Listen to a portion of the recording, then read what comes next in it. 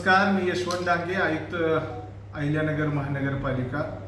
अहिल्यानगर महानगरपालिकेने घरपट्टीवरील शास्ती माफी 31 मार्चपर्यंत मुदतवाढ दिलेली आहे.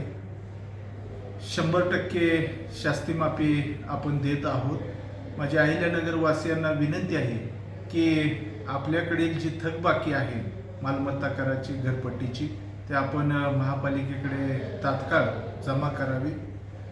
सुट्ट्याच्या दिवशी देखील शनिवार असेल, रविवार असेल किंवा सणाच्या सुट्ट्या असतील, त्या दिवशी देखील अहिल्यानगर महानगरपालिकेचे मुख्य कार्यालय, प्रभाग समिती कार्यालय येथे घरपट्टी भरून घेण्यात येईल.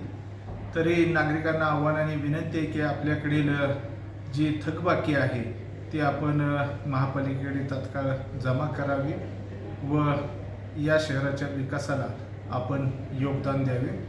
धन्यवाद.